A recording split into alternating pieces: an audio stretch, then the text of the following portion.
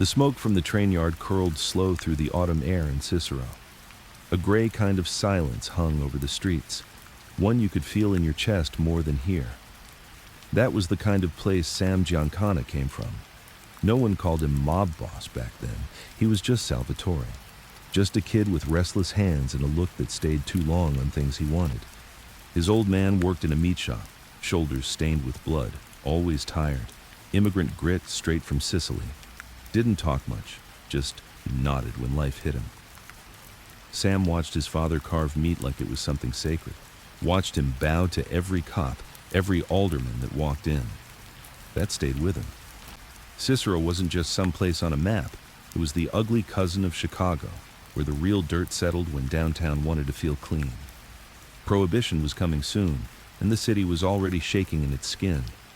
The Irish ran most things, but Italians, they were climbing. Quietly, brutally. Sam saw it early, the way money moved. Not from hard work, but from fear. From favors whispered between doors that never stayed open too long.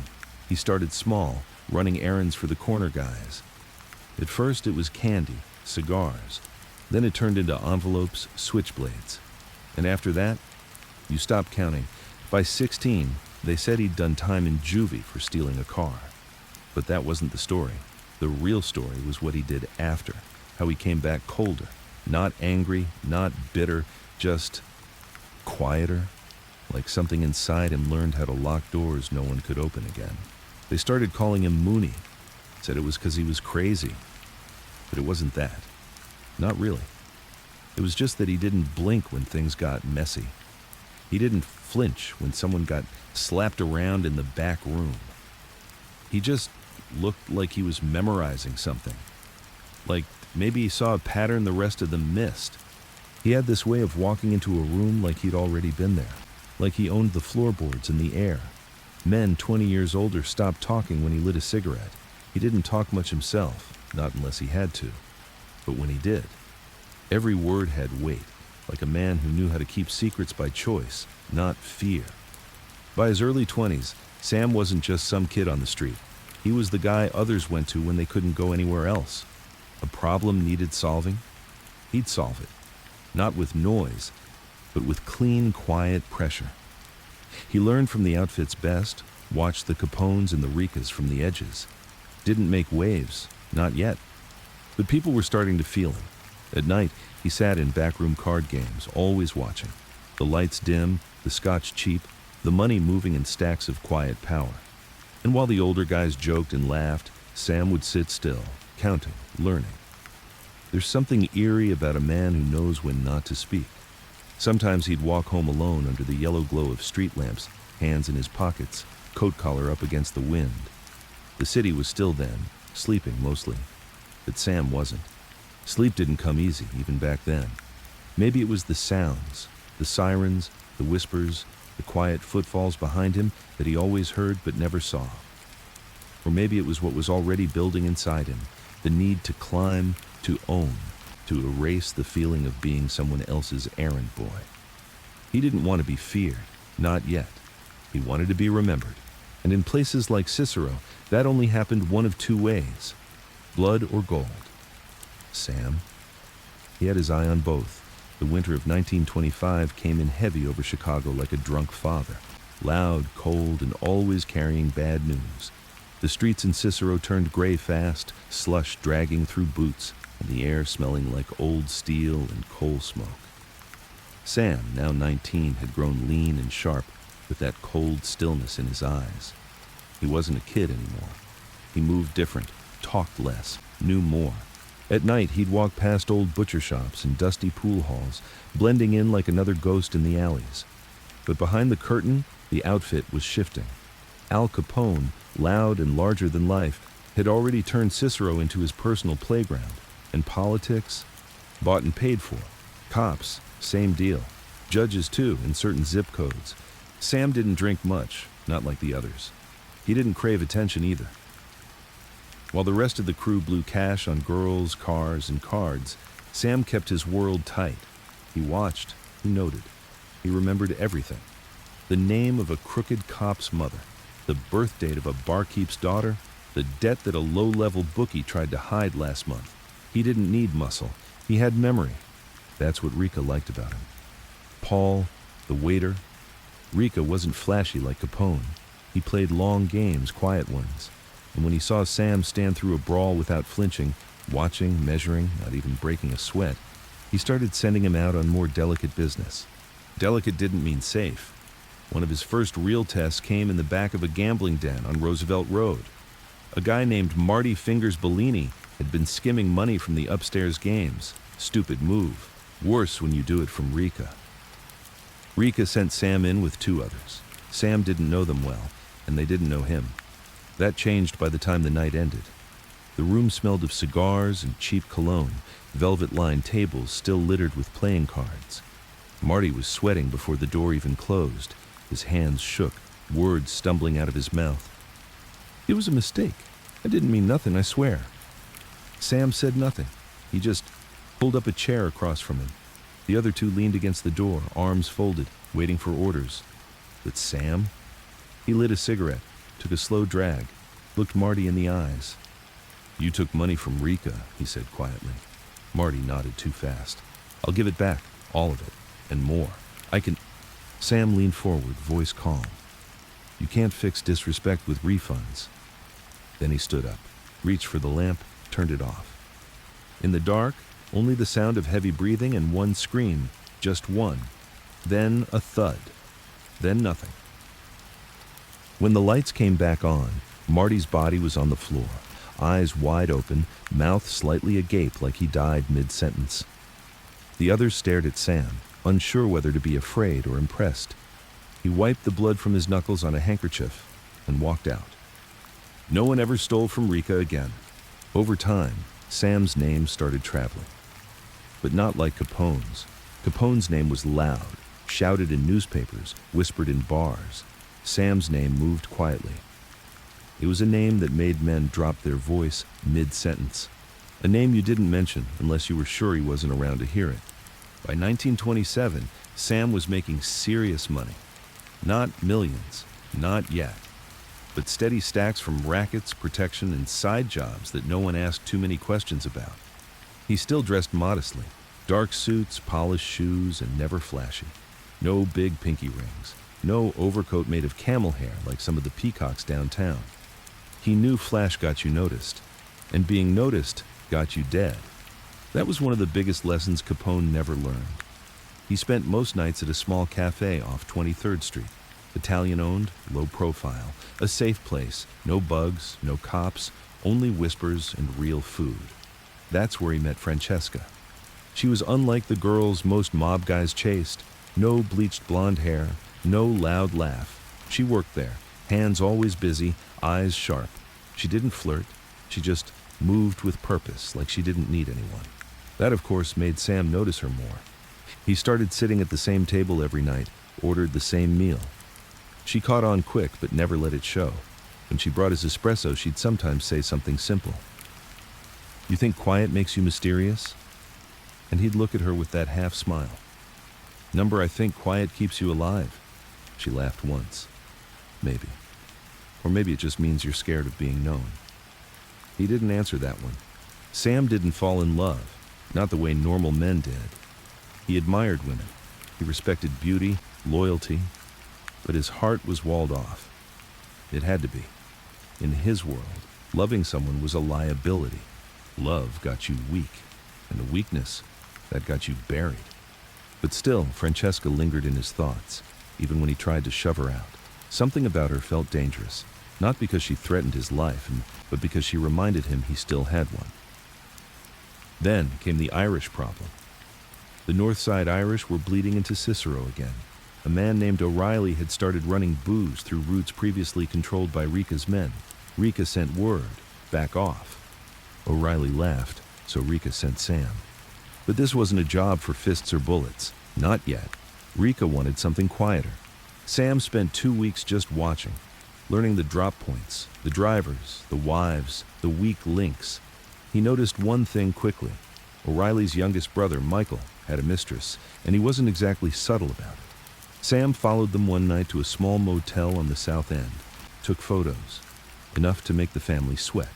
Then he delivered the photos in an unmarked envelope, not to O'Reilly, but to his wife. Within 48 hours, Michael was disowned. O'Reilly backed off. No bloodshed, no cops, just leverage. That was Sam's specialty.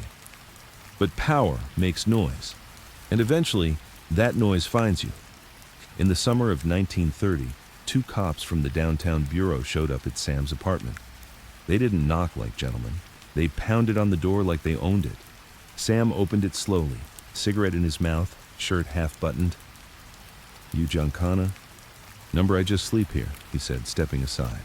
They tossed the place. Didn't find anything. Of course not. Sam never kept evidence, no ledgers, no cash piles. Just a few old books, a bottle of scotch, and a photo of his mother from before she got sick. Before they left, one of them leaned close.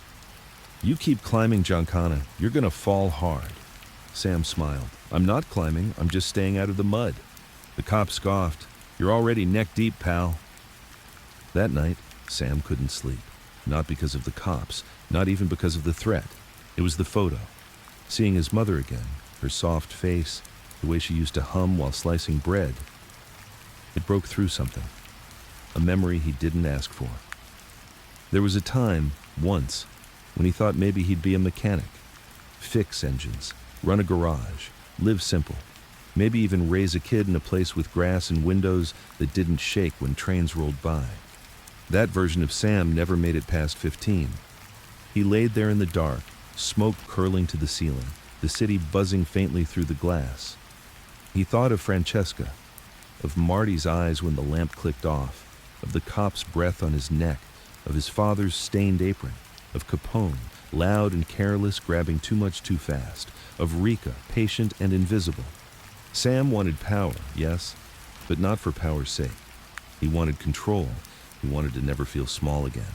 He wanted silence that couldn't be broken. And deep down, he knew. Men like him didn't get to sleep peacefully. Not ever. But maybe, just maybe, if he played it right, he'd make the world lose sleep over him.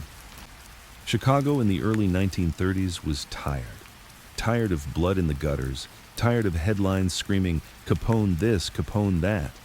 The city had danced with the devil, and now it wanted to sit down, catch its breath, maybe forget how far it had fallen. Capone was done. Not gunned down in a blaze like they expected. No, the government took him down with ledgers, taxes, and quiet men in suits who never raised their voice. He was rotting in a cell in Atlanta by 1932, and the outfit, for a while, looked like a snake without a head. But snakes don't die easy. Paul Rika stepped up, not flashy like Al, not loud, but twice as dangerous in the way a silent man always is. He understood politics, understood patience. He also understood that power isn't in the man who shouts. It's in the man the shouter reports to. That's when Sam became something more than muscle. Rika pulled him in closer, not with compliments. Rika wasn't a praise giver. He just started giving him more important jobs. Quiet meetings, money routes, judges to bribe, witnesses to convince. Sam never asked questions. That's what Rika liked. The outfit needed someone who could wear a suit and sit in a church pew at a wedding. Then, 2 hours later, burn down a restaurant with 3 people still inside, and never blink once during either event. Sam fit that perfectly. But Sam was always watching more than just orders. He was watching the throne. The power vacuum after Capone's fall created chaos, but also opportunity. Guys like Frank Nitti and Tony Accardo were circling, each with loyal men, each waiting for the right time to move. The streets were tense. Old alliances broke. Some guys started disappearing. Sam didn't pick sides, not at first. He knew better than to jump too soon.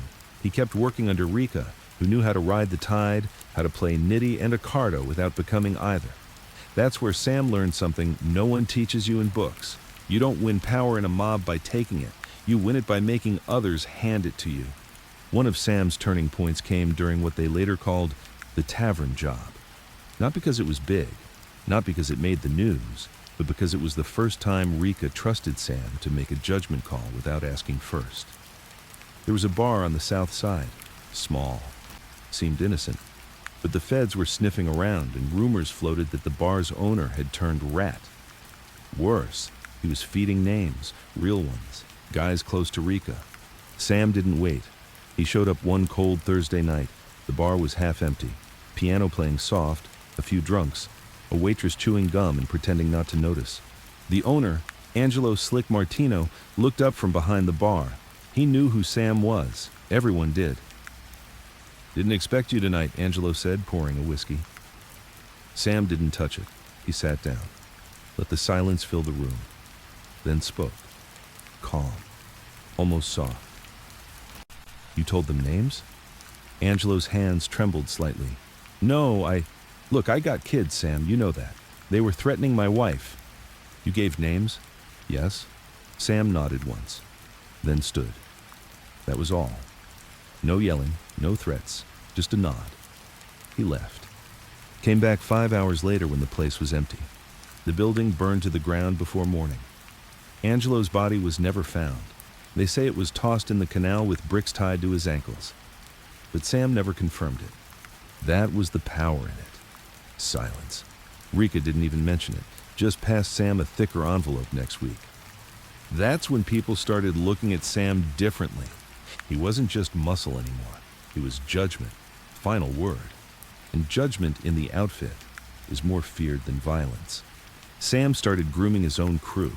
Quiet guys, smart guys, no loudmouths. He'd sit with them in back rooms, making them memorize street names, judge schedules, police rotation maps. One time, a young soldier named Tommy asked, "Why we gotta know all this, Mooney? We're not the feds." Sam looked at him, didn't raise his voice, just said, "Because knowing where the fire exits are keeps you alive when it all burns." Tommy never questioned again. Around this time, Sam started buying silence in bigger places. He got a judge off a murder charge with nothing but a phone call and a half-filled envelope. He had a police lieutenant move to another precinct because he got too curious. He made a union boss sign a contract he didn't understand, with a handshake that felt like a death sentence, but still, he wasn't boss. Not yet.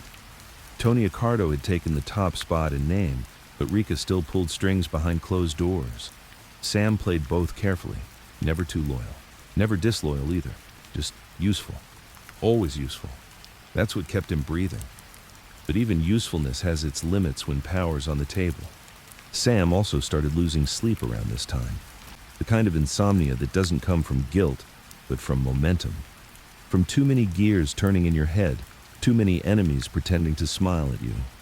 He'd wake up in cold sweats, not from dreams, from details. Did he tell Tommy to rotate the safe house schedule? Did he make sure that politician's mistress stayed out of town until the vote? Did the guy in Milwaukee ever pay his cut, or was that a name he forgot to write down? Power doesn't let you rest. It doesn't sleep. So Sam couldn't either. Francesca noticed. They weren't married. Couldn't be. He didn't trust that kind of permanence, but she was still there in his apartment some nights, making coffee in silence while he stared out the window, shirtless, smoking, eyes vacant. "You don't talk in your sleep," she said one night. Sam kept staring outside. "Good," he said. "Means I can trust myself." She walked over, touched his back. "But you don't sleep either." He exhaled. "Because I don't trust anyone else." 1934 brought a new threat, the government. Again. The heat came back stronger, not just tax guys, intelligence, bureau men, and this time, they weren't looking for loudmouths. They were hunting the ghosts, the quiet ones, men like Sam. A small-time bookkeeper named Lenny Vincetti got pinched with a suitcase full of dirty ledgers. The outfit panicked. Meetings were called. Names were scrubbed. Routes changed. Sam? He moved fast. Had Lenny shipped to Cuba under a fake name within 48 hours, paid for his silence with a villa and 2 women. But Sam also sent a guy to watch him. 3 months later, Lenny tried to wire money to a cousin in Milwaukee. The wire never arrived. Lenny's body washed up near Havana, lungs full of seawater. Sam didn't blink, just lit another cigarette. That was the job. By 1935, Sam was more than respected. He was feared, but not in the cartoon way, not in the He'll shoot you in the face way. Number. The fear came from not knowing what he was thinking. He could sit in a room, smile at you, laugh at your jokes, and still have your apartment wired with explosives an hour later. That's what made him different. He didn't act out of rage. He acted out of design. Everything was a move on a board no one else could see. But every board has a flaw, and Sam's was starting to show. It wasn't the feds, not yet. It was the internal pressure, the silent war inside the outfit. Accardo, Rika, Nitty, new faces trying to get a piece, young bloods with ambition, and no memory of how brutal the streets used to be. Guys who smiled too much, talked too fast, trusted too easily. Sam didn't trust fast. He didn't trust at all. And he knew something was coming. Not because anyone told him, because the room had changed. The laughs were a little louder, the silences a little longer, the handshakes not quite as firm. Sam had seen it before. He'd seen it with Capone. When the room turns like that, it means someone's sharpening a knife, and no one's saying who it's for. The year 1936 crawled into Chicago like a man with a loaded gun and nothing left to lose. The country was trying to drag itself out of the Depression, but the city was still limping from Prohibition's hangover. The drunks were back in bars, the politicians were back to smiling like they weren't bought. But the outfit never sobered up. It just changed suits. Sam Giancana had spent the last 6 years building a name that people said in low voices, usually after checking over their shoulders. He wasn't the boss, not officially. Accardo had that spot now. Rika still pulled strings in the dark, like some old puppeteer playing long chess with men's lives. But Sam had something neither of them had in full anymore: momentum. The city had changed. Capone's firepower had turned into whispers and wires. You didn't shoot someone in broad daylight anymore. You bought their loyalty, buried their mistakes, and only sent a bullet when no one would see it coming, and no one would dare ask why afterward. That kind of power needed someone like Sam. He wasn't a brute. He wasn't a screamer. He was a calculator. A man who treated murder like mathematics, cold, clean, precise. And people started following him for one simple reason. He didn't make mistakes. That made him dangerous. But more importantly, it made him a threat. It started small, little gestures, invitations he didn't get, calls that came too late, a consigliere whispering things behind closed doors. Sam noticed. He always noticed. That was his curse. He couldn't turn it off. He started testing his circle. He'd say the wrong thing on purpose to the wrong guy and wait to see if it came back to him. It always did. Not directly, but in the way people shifted around him. Too much caution, or worse, too much ease. And that's when Sam knew. They were trying to box him in, not eliminate him, not yet, but slow him down. Keep him useful but contained. They wanted to control his orbit before he became his own star. That wasn't going to happen.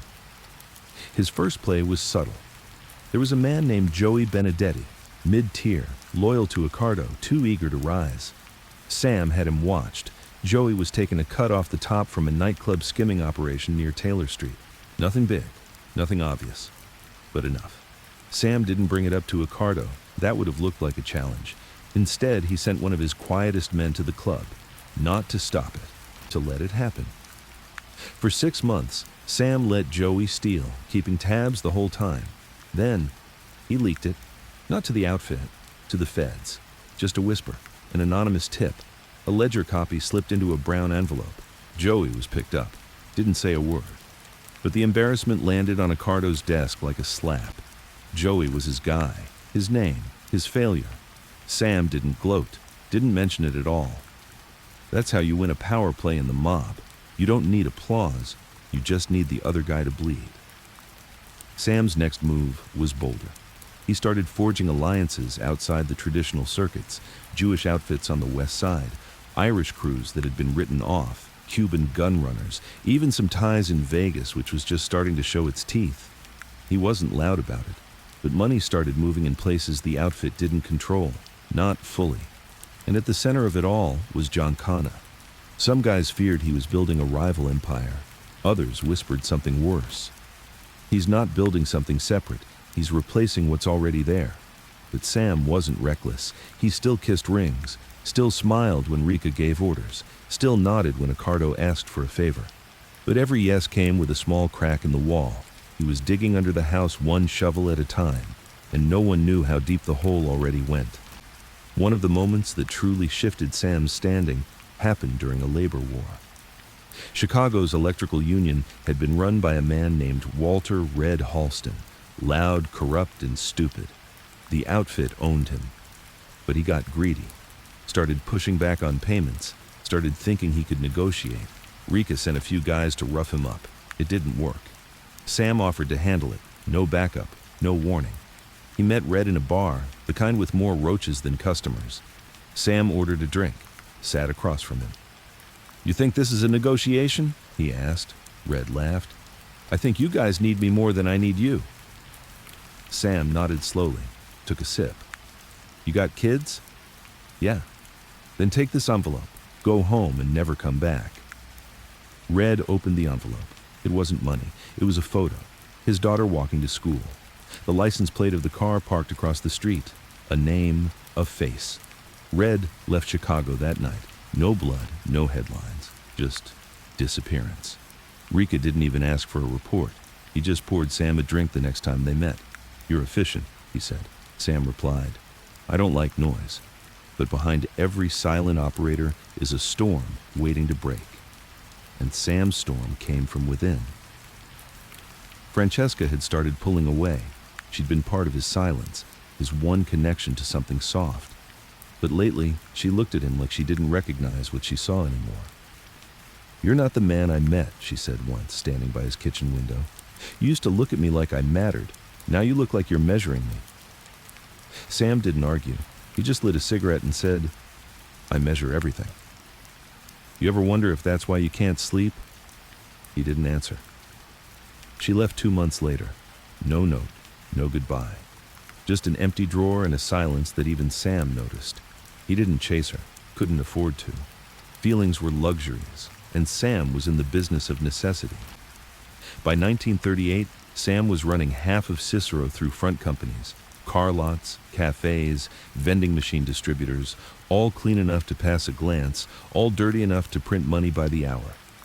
He had his own network of enforcers now, men who answered to him first, then the outfit second. And still, Rika and Ricardo kept him close. That was the dance. They needed him, but they feared what would happen when he didn't need them. One night, Sam got a call. It was Rika. "Come by." Nothing more, just those words. Sam didn't flinch. Drove down to a small apartment Rika kept off Roosevelt. Not flashy, just walls and blinds. Rika was sitting in a chair, scotch in hand. "I heard about Milwaukee," he said. "That was your doing?" Sam stayed quiet. Rika smiled. "You know what the difference is between a boss and a king, Sam?" Sam shook his head. "A boss gives orders. A king doesn't need to. The room moves for him whether he speaks or not." Sam raised his eyebrows. "You think I want to be king?" Rika laughed, dry, bitter. "I think you already are." Then he took another sip and waved Sam away. But Sam didn't leave right away. He stayed in the doorway, looked at Rika, really looked at him. The old man was tired, still dangerous, but fading. Sam said, "Kings die too." Rika didn't answer. That night, Sam didn't sleep. Not because of guilt, but because he knew Rika had just given him a gift. Or a warning, maybe both. The walls were shifting. And Sam Giancana, for the first time in his life, didn't know if the ceiling would fall on him, or if he was finally going to own the house. By the time the 1940s came creeping in, America had one eye on Europe and one hand on its wallet. Hitler was moving fast across borders, and Washington was full of nerves and headlines. But in Chicago, the outfit wasn't worried about world wars. Not yet. They were still at war with themselves. And Sam Giancana. He was becoming something no one expected. A national player in a local game. It started with phones, not bullets, not body drops, just phones. By 1940, wiretapping had become an obsession, both for law enforcement and for men like Sam. He knew voices said more when they thought no one was listening. And he understood better than anyone that information was a weapon. A wire placed right, could kill reputations faster than any .38. He started wiring his own meetings, not because he didn't trust his men, but because he never trusted his men. He recorded conversations in cafes, union offices, brothels, had copies of recordings made and stored in hidden places, guarded by guys who didn't even know what they were guarding. Insurance. He didn't plan to use it unless he had to. But if someone ever made a move on him, he could take half of Chicago down with him. That's when the feds came knocking again, but not in the usual way. Not with cuffs, not with raids. This time, they came with an offer. There was a man named James Jimmy T. Allen, a mid-level intelligence contact from the Office of Naval Intelligence. He wasn't flashy, thin tie, clean shoes, no nonsense. He approached Sam through a trusted union contact in early '41. "We know who you are," Allen said calmly, seated across from Sam in a back booth at an Italian diner. "And we know what you could do for us." Sam didn't blink, just took a bite of pasta. The pitch was strange at first. The government was worried about Axis spies on the East Coast, Germans and Italians who might sabotage shipping lanes. The Navy needed help keeping the ports secure, not from foreign soldiers, from local unions and dock bosses who couldn't be trusted. They wanted the mob to police its own. Sam leaned back and smiled. "You want us to protect you? From us?" Allen didn't smile back. "You know the docks. You know who listens to who, and you can get us intel faster than a guy with a badge." Sam nodded, slow. "What do I get?" Allen slid over an envelope, not with money, with names. Names of people watching Sam, tailing him, recording him, some from federal agencies, some from within the outfit. Sam didn't say yes. But a week later, 3 surveillance operations quietly shut down. No bullets, no threats, just disappearance. That arrangement didn't make Sam patriotic. It made him powerful. For the first time, he saw how thin the line really was between government and underworld. Same tactics, same shadows, just different flags on the desk. And Sam realized something else, something important. America wasn't as clean as it pretended to be. That made him smile. Because men like him survived in dirt. They thrived in it. With this new role, unofficial of course, Sam started reaching further. He built contacts in New York, sat at tables with Jewish syndicate bosses, even dined with Meyer Lansky once in Miami. Not as a soldier, not as a guy running errands, as an equal. He was no longer just Rika's tool or Ricardo's asset. He was becoming a node in the national web. Still, he moved carefully, kept his operations tight. His car routes changed every week. No 2 meetings happened in the same place. His inner circle was shaved down to 5 men, guys he'd tested in blood and betrayal. One of them, Vito Coletti, once took a bullet for Sam during a dispute in Cleveland. Sam had Vito's hospital bill paid in full, gave his mother a new house and never mentioned it again. That was his style. Rewards were silent. Loyalty was expected. In 1942, Rika called him. It wasn't unusual, but the tone was different, tense, short. "Come to the lake house," he said. "Now." Sam drove out, no escort, just him. The water was still, the sky dim with the first signs of rain. Rika stood outside in a heavy coat, smoking, eyes squinting at the horizon. "They're watching me," he said quietly. Sam nodded. "They've always been watching." "No," Rika replied. "Inside, the outfit. Someone's feeding them." That wasn't news to Sam, but hearing Rika admit it, that was. "You want me to find the leak?" Sam asked. "No," Rika said, turning. "I want you to plug it." Within 2 weeks, 3 men were gone. One retired and moved to Havana. Another had a heart attack and in a garage with a wrench in his mouth. The third disappeared somewhere between Cleveland and Pittsburgh. No one asked questions, not even Ricardo. And after that, Rika stopped calling, not out of disrespect, out of fear. He knew Sam had taken his place, not in title but in relevance, and worse, Sam hadn't even asked for it. He'd just become it. But with power came the ghosts. Francesca wrote once, a letter mailed from some small town in Ohio. "I hear your name in places I never expected. I see it in silence, in the way men flinch when the door opens. She didn't ask for anything, just wrote one sentence at the end. You never needed to be feared, Sam. You were already unforgettable.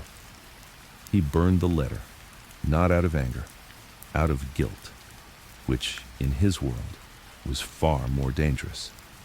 By late 1943, Sam Giancana was one of the most quietly powerful men in America. No one outside the game really knew him. Reporters didn't mention him. His name wasn't in bold. But inside the mob, inside the political machine, everyone knew. He could call in favors that made cities shift. He could make men vanish with a look. He could make senators hesitate, and he still couldn't sleep. It was the dreams now, not of blood, not of screams, but of decisions. Faces he'd forgotten suddenly appearing, places he hadn't seen in years, his mother's voice, Francesca's hand, that silent scream from Marty in the dark. Power didn't scare him, but memory did. Because memory couldn't be bribed, he started staying up later, sleeping in bursts, a few hours in a chair, another in the backseat of a car, never in the same bed 2 nights in a row. It wasn't paranoia, it was instinct. He'd made too many moves, and he knew what came next. There were only 2 ways this road ended, with him in charge of it all, or with a bullet no one heard. And so, Sam Giancana kept moving, from back rooms to government tables, from church steps to strip clubs, from whispered favors to quiet threats, always moving, always watching, and always one step ahead of the shadow trying to catch him. By 1944, war was eating the world alive. Europe was on fire. Hitler's armies were collapsing in slow agony, but the death count still rose like steam off the pavement. In the Pacific, Americans fought inch by inch on islands no one could pronounce. Headlines were full of flags and funerals.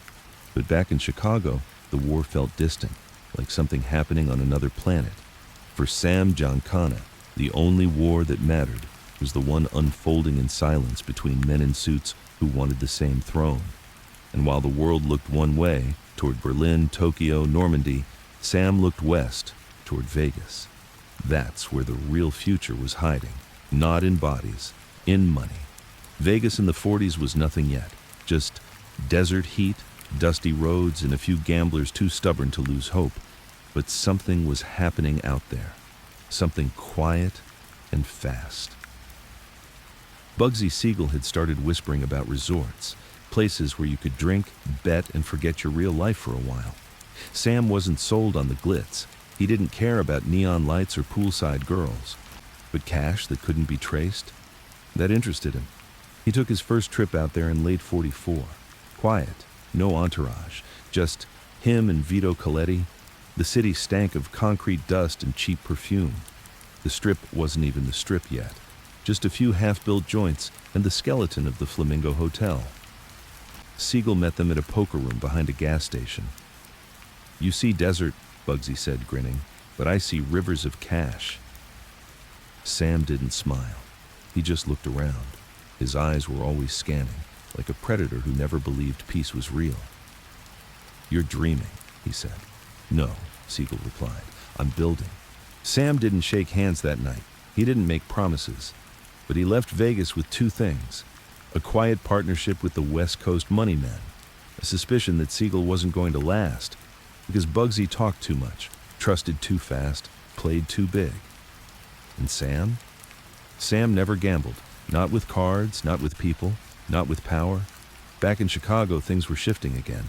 The war had drained the city in weird ways. Some men never came back. Some businesses were gutted, but others, the right ones, had thrived under the smoke of conflict. The outfit had used wartime chaos like camouflage. War meant rationing. Rationing meant black markets. And Sam? He controlled the trucks. Meat, cigarettes, sugar, tires. Things the government regulated, Sam sold on street corners for double the price, and no one could touch him. Why? Because by 45, Sam wasn't just paying off cops anymore. He was paying off politicians. He had a man, Frankie Dole, a two-faced alderman with a drinking problem and a habit for red-headed mistresses. Sam owned him completely. paid for the car he drove, the house he lived in, the hush money that kept his affairs out of the press. Frankie wasn't smart, but he didn't need to be. All he had to do was open doors. Sam didn't care about debates or policies. Politics to him was just another racket. Elections were rigged the same way card games were. All that mattered was who counted the chips. In 1946, Sam helped move 20,000 fake ballots in Cook County. He didn't do it for fun. He did it to test the system, to see how far it could be pushed. The answer? All the way to the top. That was the first time someone whispered the name Kennedy. Not Jack, not yet. His father, Joseph P. Kennedy, a former bootlegger, rich, cunning, with political ambitions stretching from Boston to D.C. Word was, Joe wanted his sons in the White House someday, and he didn't care how it happened, as long as it happened. Sam didn't meet him then, but he heard the whispers. Giancana knows how to move votes, and Joe? He was the kind of man who remembered favors. Meanwhile, Vegas was growing, too fast. Bugsy was bleeding money building the Flamingo. Mob investors were furious. Some accused him of skimming. Others said he just didn't know what the hell he was doing. Sam didn't care about the drama, but he did care about results. In 1947, Bugsy Siegel was shot in the head while reading a newspaper in Beverly Hills. No trial, no warning, just execution. Sam didn't order it, but he didn't shed a tear either. Siegel had been a clown with a vision. Now, the real men could take over. That same year, Sam made a decision. He was going to run Chicago Heights completely. The city was messy, full of Italian crews who thought their time mattered. Sam respected the old guard, but only to a point. He wanted consolidation. He started buying up every racket he didn't already own. Bookies were given a choice: work under Giancana or disappear. Loan sharks were folded in, strip clubs rebranded, drug routes rerouted. Within 6 months, Sam controlled nearly 80% of the vice in Chicago Heights. He moved like fog, slow, quiet, unstoppable. And still, no press, not a single headline, because fear kept men quiet and cash kept cops asleep. But power has its own smell, a kind of sulfur you can't hide for long. By late 47, the FBI started sniffing harder. Agents were rotating in and out of Chicago like roaches, always watching, always listening. Sam adjusted. He created layers, fake names, shell companies, clean fronts run by clean men. He stopped calling meetings and started taking walks, long walks through cemeteries or parks where wind and distance made wiretaps worthless. He learned from the government, used their own paranoia against them, and then he bought some of them too. He never bragged about that. He didn't have to. When a federal prosecutor suddenly dropped a case with no explanation, Sam didn't blink. When an IRS agent mysteriously lost a file, Sam lit a cigarette and said nothing. By 1948, Sam was a ghost running an empire. He had no official title, but everyone in the outfit knew. You don't do anything in Chicago without Mooney's blessing. And yet, he still didn't sleep. By now, the insomnia wasn't just a symptom. It was part of him. He existed in shadows, a creature who fed off silence and lived through control. Some nights he'd sit alone in his apartment, staring out over the lake, cigarette glowing, ashtray full. He'd think about Francesca sometimes, where she ended up, if she still thought about him, if she hated him. He never chased her, because deep down, he knew she saw what he really was and left before it consumed her. He never blamed her. He blamed himself. One night, Vito Coletti asked him, "Boss, don't you ever get tired?" Sam looked at him, long and flat. "Tired of what?" This," Vito said, gesturing around. "The business, the silence, the weight." Sam took a drag and said, "Sleep is for men who don't need to be remembered." He wanted more than money. He wanted to be a myth, not just in Chicago, everywhere, not just feared, etched in history. And he was getting closer, because the whispers were getting louder, in Vegas, in Washington, even in Havana, Giancana, Mooney, the ghost with the crown. By 1949, Chicago wasn't big enough to hold what Sam Giancana had become. Not because the outfit was too small. No, The outfit still ran hot like blood through every alley and back room of the city. But Sam was thinking beyond the steel mills and crooked cops. He was thinking global, thinking dynasty. Vegas was already half his. The casinos weren't in his name, as they never were. But the chips fell when he said so, and the skim came straight to Chicago, silent, clean, untraceable. Now he had his eyes on a new piece of the board, Havana. Cuba in the early 1950s was a gambler's wet dream. Open tables, loose laws, American tourists craving danger and daiquiris. The island was ripe for rackets, ripe for laundering, ripe for the kind of power that didn't ask questions. Sam didn't go down there alone. He went through his friend and soon-to-be puppet, Santo Traficante, the Tampa mob boss with sugar-slick connections and a smile you didn't trust. Santo spoke Spanish, kissed hands, knew every colonel and minister with a taste for women and cash. He opened the door. Sam walked in. The first time he landed in Havana, the heat hit him like a drunk uncle, clumsy and loud. The air was thick, sticky, and slow. Everything about the city moved differently. Music leaked from every alley, and people danced like they were born knowing time was short. Sam didn't dance. He watched. The Tropicana, the Nacional, the Capri, hotels fronting for casinos, casinos fronting for something worse, and behind all of it was a man no one dared cross, Fulgencio Batista. The Cuban president was no fool. He knew the mob was coming, and he wasn't trying to stop it. He was inviting it, as long as the cut was right. Sam met Batista once. Private room, no cameras. He didn't smile, didn't bow. He just said, "We can build something that keeps paying, long after we're both gone." Batista asked, "And if it stops paying?" Sam took a long pause, lit a cigarette. Then something breaks. That was all it took. By 1951, Sam Giancana had his hands in 3 Havana casinos and 2 offshore banks. The cash came in barrels. It was cleaner than Chicago, faster than Vegas, and out of the FBI's reach, for now. But it wasn't just about money anymore. Sam had learned that politics paid better than casinos. And it didn't come with a skim. It came with loyalty. Enter Joseph P. Kennedy. The old bootlegger hadn't forgotten the favors. He hadn't forgotten the ballots in Cook County. And now, his son, John Fitzgerald Kennedy, was being groomed. Congressman, senator, maybe more. Joe was smart. He didn't ask directly, he hinted. "Jack could use a little support in Chicago," he said one evening over whiskey. Sam didn't flinch. "You want votes?" Joe smiled. "I want momentum." Sam leaned back. "That costs." "Everything does," Joe replied.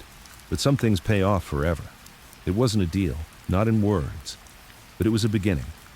That year, Sam gave the green light to move votes. Not fake ballots this time.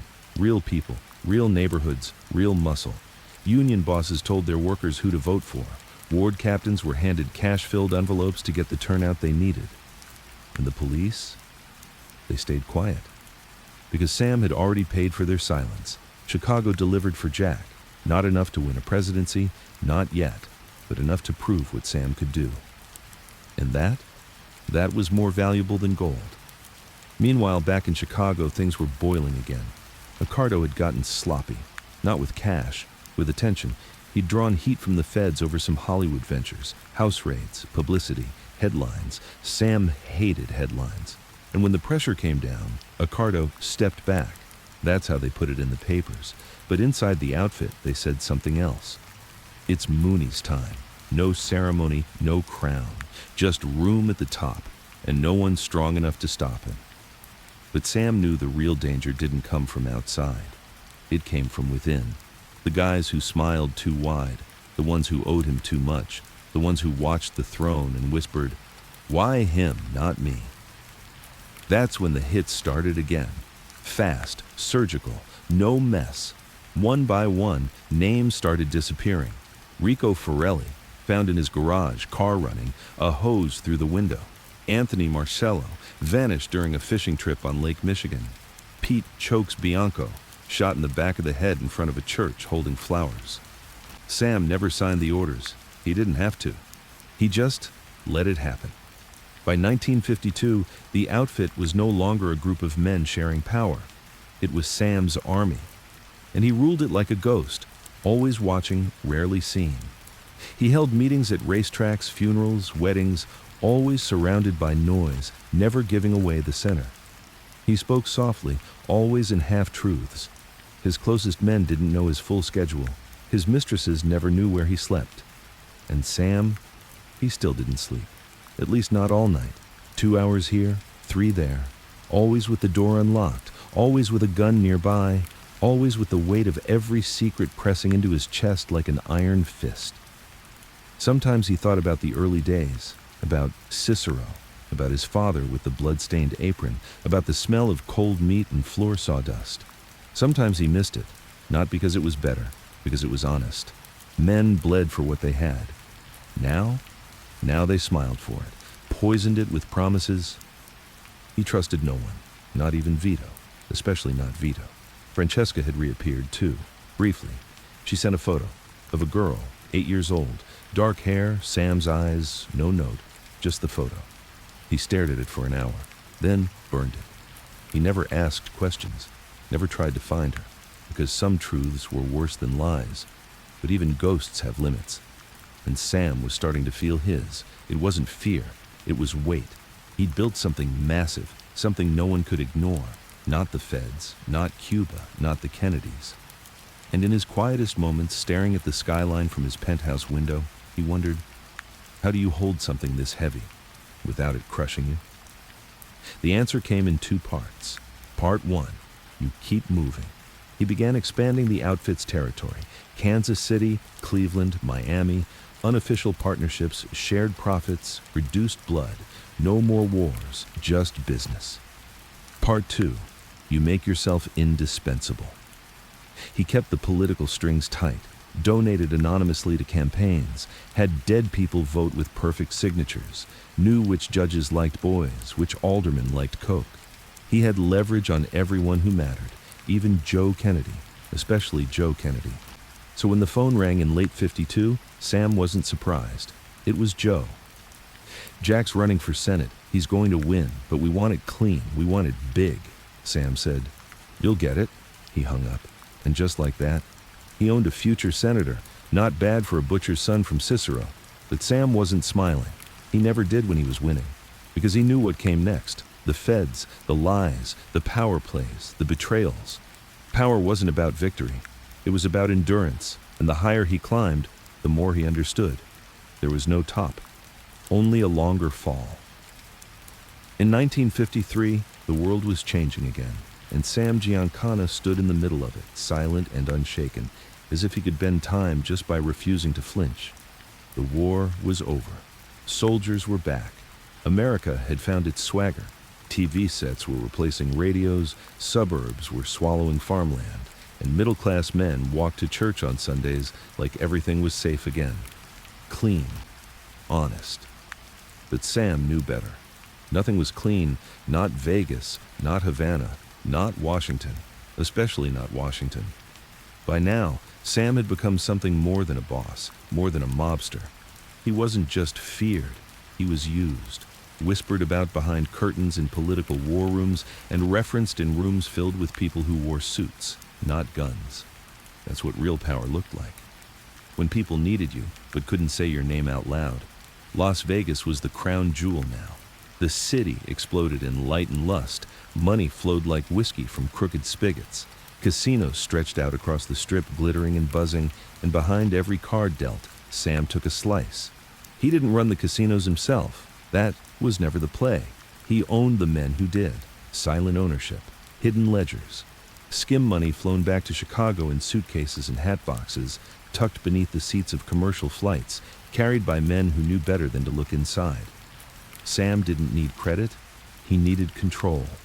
The Stardust, the Riviera, the Sands, each was a piece of the puzzle, and behind every polished floor and glamorous cocktail waitress, there were skeletons, deals sealed with threats, bribes written in invisible ink, and money cleaned through layers of fake companies and good intentions. Sam built his Vegas pipeline with the precision of a surgeon. No wasted moves, no blood unless necessary. He hated messes. Always had. But messes found you. Eventually. Back in Chicago, Sam ruled with a hand so steady that people mistook it for kindness. His crew had expanded. Every racket, numbers, extortion, gambling, dope, girls, all moved through him. And yet, he kept his name off everything. No signatures, no recordings, no fingerprints. He was the wind between the bricks. You could feel him, but you couldn't catch him. One night, sitting at a dark corner booth in the back of the Frolics Club, Vito Coletti asked him a question nobody else dared. What happens if it all comes down? Sam didn't look up from his drink. Then it wasn't built right. Vito nodded, half scared of the answer. But Sam wasn't afraid. Not yet. Because in 1953, he still believed he was untouchable. Then came the CIA. Not all at once, not with guns or warrants. They came in whispers, through middlemen, through men who didn't have names, just numbers and vague government titles.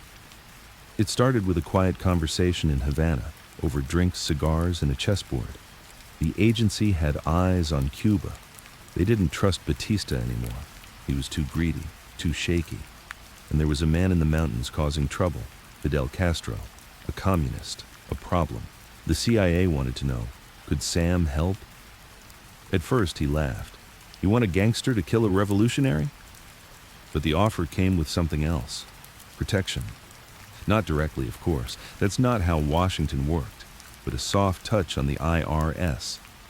A delay in a subpoena. A judge who forgets your name. The kind of protection you couldn't buy in a nightclub. Sam leaned back in his chair, smiled that small, cruel smile of his. Tell your people, I'll listen.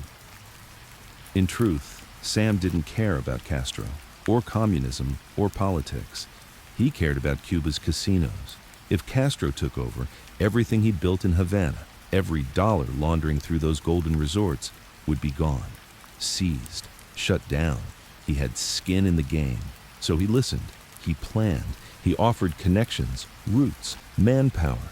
He made Havana bleed in little ways, sent messages through his people to Batista's enemies, even floated the idea of assassination, not because he was ordered to, but because he thought it might work. The CIA never confirmed, never denied. But they kept calling, and Sam kept answering. Back home, things got louder. The outfit was expanding, but so was the noise. Too many eager hands, too many younger guys with too much to prove. They started drawing attention, beating up wrong people, killing the right ones too publicly. Sam started getting angry. He held meetings in old warehouses, sitting in silence until every man in the room was sweating. Then he'd speak, quiet, firm, deliberate. We're not animals, he'd say. We're businessmen. And businessmen don't start wars they can't finish. Still, he knew his grip was slipping, not out of weakness, but out of growth. He couldn't control every new soldier, every street boss. The machine had become too big, too hungry. He needed help, or he needed someone to fear him enough to keep the others in line. He picked the latter. A man named Carlo Moretti started getting bold in the west suburbs, thought he could take a piece of the heroin trade without kicking up the cut. Sam gave him one chance. Carlo laughed it off. A week later, his entire crew was found duct taped to the inside walls of a delivery truck parked in a factory lot. Dead. Every one of them. Carlo's head was delivered in a shoebox. Sam didn't even send a note, because silence was louder. The message worked. For now, but Sam knew it was temporary. Fear decays, respect lasts, loyalty dies, and fear fades the moment someone thinks you're slipping. And people were starting to wonder, because Sam had taken his eyes off Chicago, just for a while. He was flying more, seeing more of the Kennedys, spending more time in Vegas, and with Havana about to fall, he was stretching himself thin. There were whispers. He's distracted. He's protecting too much outside. He's getting too close to the suits. Some even said he was selling out, that he was forgetting where he came from. But Sam hadn't forgotten. He was still the butcher's son from Cicero, still the boy who watched his father nod to cops who spit on his boots, still the man who built an empire out of silence and ash. What they didn't understand was that Sam wasn't distracted. He was preparing, because something bigger was coming, something impossible, something that would make him untouchable for real. A phone call was coming, from Washington, and when it came, he'd finally have what he'd been working toward all these years, a seat behind the curtain, where real kings live, where bullets don't reach, where you don't run rackets, you run countries. But deep down, in the pit of his stomach, in the corners of his mind that never slept, Sam knew one thing. You don't get to climb that high without someone waiting to cut the rope. By 1958, Havana was cracking. You could feel it in the air, like a storm on the edge of the sea, waiting to rip apart everything you thought was permanent. Tourists were still dancing, drinking, gambling their paychecks at the tables, pretending the world didn't creak beneath them. But Sam felt it. He always felt it before it happened. That cold undercurrent, that silence before the glass breaks. Fidel Castro's rebels were pushing through the countryside, and Batista's soldiers were dying in ditches.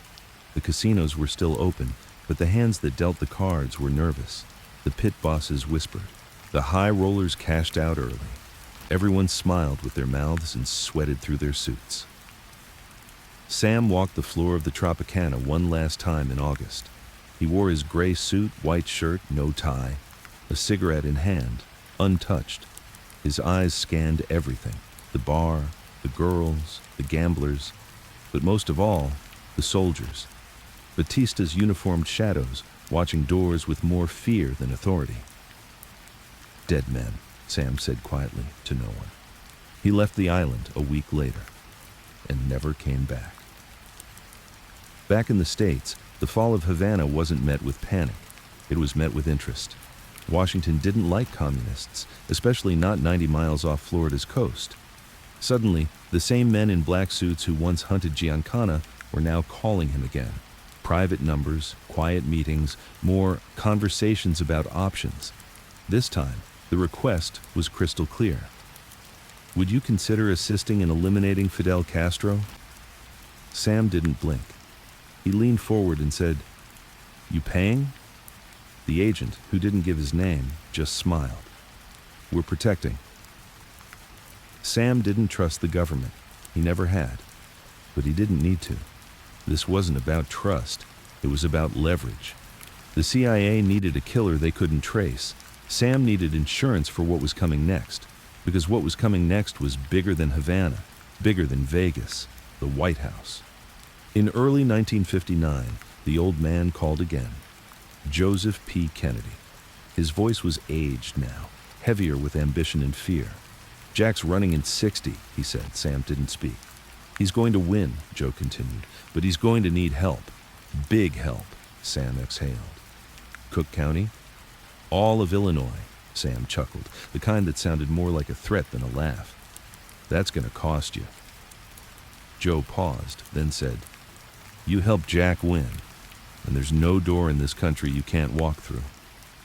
Sam leaned back. He didn't need doors. He needed protection from them. Still, he agreed. Not because he trusted the Kennedys, because he owned them. And that kind of investment, you collect interest on it for life. The work began early. Sam mobilized the outfit's ground game across Chicago. Union men were pulled from their shifts. Cemetery records were scanned. Dead men were brought back to vote. Entire neighborhoods were coached on how to punch ballots correctly, or incorrectly, depending on which side of town they were on. Cash changed hands in alleys. Cops looked the other way. Judges were bought like cheap suits. And when the polls closed in November 1960, John F. Kennedy won Illinois by just over 8,000 votes. 8,000. Sam's people said at least 6,000 of those came from the 6th Ward, his ward. Sam didn't smile when the news broke. He just looked at Vito Coletti and said, "He belongs to me now." But Washington doesn't belong to anyone for long, not even Sam, and certainly not a gangster. The first crack came in a suit and a handshake. Inauguration Day, January 20th, 1961. Sam watched it on TV in his penthouse, alone. Jack standing on the steps of the Capitol, hand in the air, promising to lead the free world. Jackie beside him, dazzling the press. Joe in the background, watching everything like a general whose army had finally won. There was no call, no thank you, no nod, just silence. And Sam knew what silence meant. The clock had started ticking. At first, it was minor. A new district attorney got bold. A judge Sam had in his pocket was suddenly transferred. Some guy from Washington sniffing around the casinos again. But Sam let it slide. After all, Jack had just gotten in. Let the dust settle. Then came the meetings, whispers. That Bobby Kennedy, the younger brother, the attorney general now, was preparing a list of names. Sam's name was on it. At first, Sam didn't believe it, couldn't. He helped build that throne, paid for the nails and the paint, got blood on his hands to make sure Jack sat in it. Now Bobby wanted to clean the house? Sam lit a cigarette, pacing the hardwood floors of his living room. No one bites the hand that feeds him, he muttered. But the calls kept coming. FBI raids, indictments, pressure. By April 1961, the message was clear. The Kennedy administration was cutting him loose. The betrayal didn't surprise Sam. It insulted him. They were using him like a toilet and flushing when they were done. Worse, Jack wouldn't even speak to him anymore. Joe had gone quiet. And Bobby? Bobby was waging a personal war. He wants to make his bones with me, Sam told Vito. Thinks putting Mooney in cuffs makes him a hero. Vito asked what they should do. Sam just stared out the window at the lake, the sky turning gray. We wait, he said. Let the knife come close, then twist it back. But Sam was bleeding in other ways too. The Havana operations were dead. Castro had taken full control. The casinos were nationalized, the banks frozen, every dollar Sam had in Cuba. Gone overnight. Millions. And the CIA? They'd gone dark. No more calls, no more mutual interest, like he never existed. He'd been used by the country, used by the Kennedys, used by Batista. Now they were all washing their hands of him, like you could erase a man like Sam Giancana just by pretending he wasn't real. But ghosts don't die easy. Sam began documenting everything.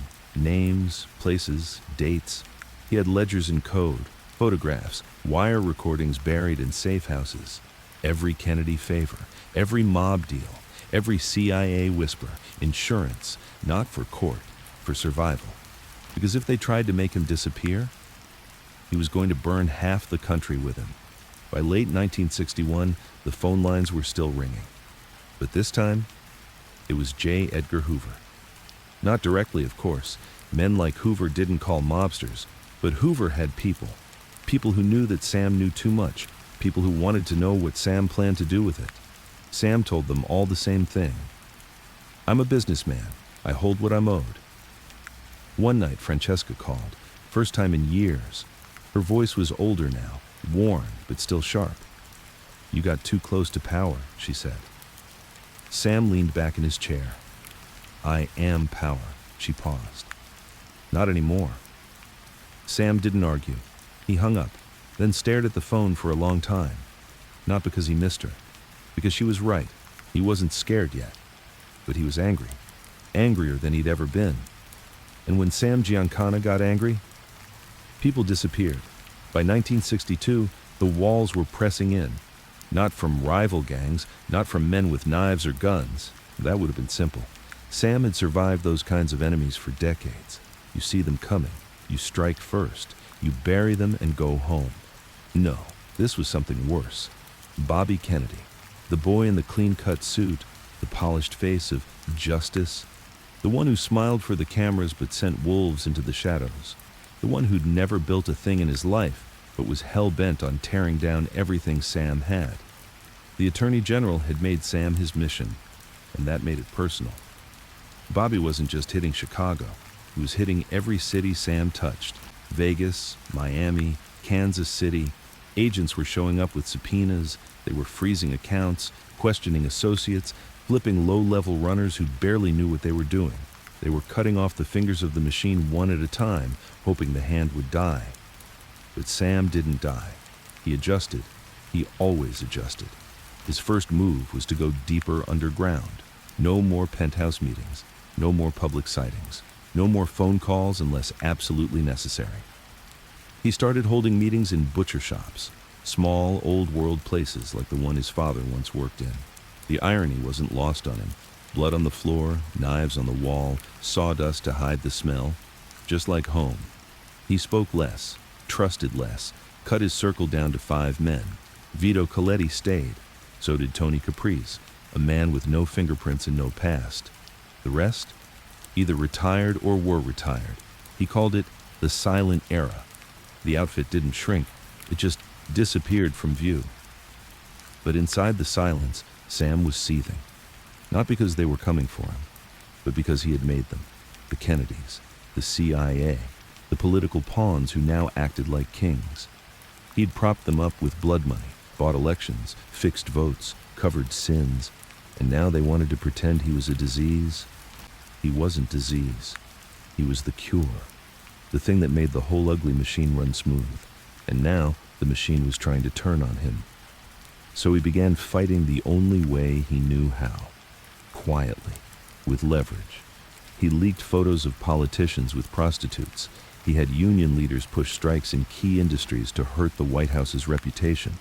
He made friends with enemies, even let some Italian crews from New York operate on Chicago turf, something he never would have allowed a year ago. But this wasn't a year ago. This was war. And in war, you break your own rules. Meanwhile, Bobby Kennedy's face was on every TV in the country, talking tough, talking clean. He spoke about organized crime like it was a virus, and he, the surgeon with a scalpel in one hand and a flag in the other. Sam watched these speeches from a dark room, alone, cigarette burning down to the filter. Little prick thinks he's untouchable, he muttered. He wasn't angry at the FBI raids. He wasn't even angry at the indictments. He was angry at the disrespect. He'd earned everything he had, bled for it, buried for it. And now, this spoiled Harvard boy was trying to erase him from history. Sam wasn't going to let that happen. Late in '62, the CIA came crawling back, but not directly. They used a cutout, an ex-intelligence advisor named Maxwell Gaines, who approached Sam at a boxing match in Miami. "We made a mistake," Gaines said between rounds. Sam didn't look at him. "Which one?" "You helped us before. Cuba, Castro, we need that again." Sam stayed silent. Then, finally, "And what do I get?" Gaines cleared his throat. "Help. Quiet help. On the Bobby situation." Now Sam turned, looked him dead in the eyes. "No more help," he said. "I want him gone." Of course, nothing was official, nothing written, nothing signed. But the conversation was had. And in Sam's world, that meant everything. Back in Chicago, the outfit was restless. Some of the older guys were losing faith. "Mooney's too obsessed with the Kennedys," one said during a backroom card game. "He's going to bring down the whole thing," another whispered over a steak dinner. Sam heard it all. He had ears everywhere. He didn't respond with threats. He responded with a lesson. The next week, one of the whisperers, Johnny Pico, was arrested on tax evasion. Evidence found in a warehouse that no one claimed. Another, Lenny Marconi, found his club burned to the ground. Arson? Maybe, but the fire started in his office. No accident. The message was clear. You don't question the boss, especially when the boss is bleeding. But the bleeding wasn't stopping.